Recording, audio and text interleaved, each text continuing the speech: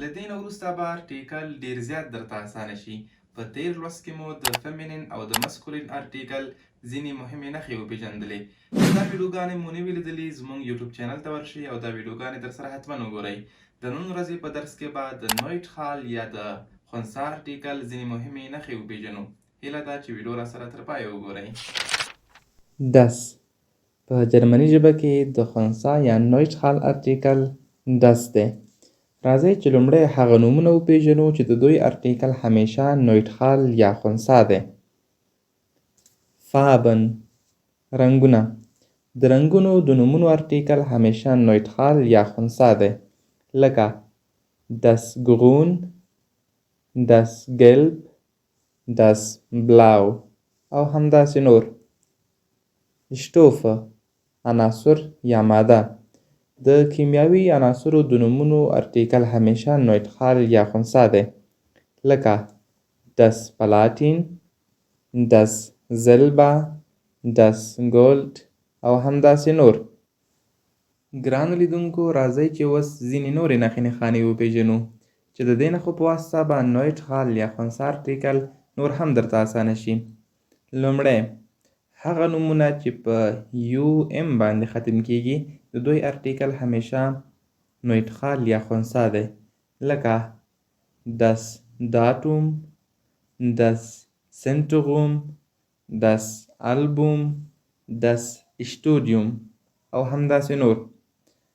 دوهم هغه نومونه چې په MENT باندې ختم کیږي د دوی ارټیکل هم نویټخال یا خنثی دی، لکه das Dokument، das Experiment، das Medikament او همداسې نور. خو ګرانو لیدونکو، دلته مو یو ټکي ته پام وي چې ځینې استثنا هم شته دی، لکه der Moment. دریم همدا شان هغه نومونه چې په MA باندې ختم کیږي د دوی ارټیکل هم نویټخال یا خنثی دی، لکه das Thema، das Klima او همداسې نور. څلورم همدا شان هغه نومونه چې په ICHT باندې ختم کیږي، لکه das Gesicht، das Gericht، das Licht. پنځم همدا شان هغه نومونه چې په CHEN باندې ختم کیږي، لکه das Mädchen، das Häuschen او همداسې نور. شپږم همدا شان هغه نومونه چې په O باندې ختم کیږي، لکه das Auto، das Konto او همداسې نور. په دې برخه کې ځینې نورې مهمې نښې پېژنو. د مثال په ډول هغه صفتونه یا ادجکتیف چې په جرمني ژبه کې د نوم په حیث استعمالیږي د دوی ارټیکل هم نویټخال یا خنثی دی، لکه das Schön، das Gute.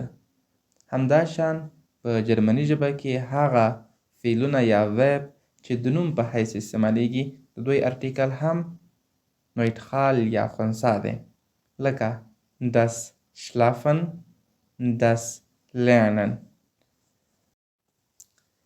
ګرانو لیدونکو، د یادونې وړ ده چې نومونه باید د ارټیکل سره زده کړئ. دا و په جرمني ژبه کې د نویټخال یا د خنثی ارټیکل ځینې مهمې نښې. په تیر لوست کې مو د فمینین او د مسکولین ارټیکل ځینې مهمې نښې هم لوستلې وې.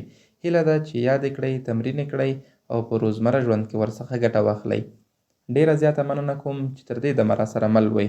تر بیا مو په لوی او بخښونکي رب سپارم. Bis bald. Tschüss.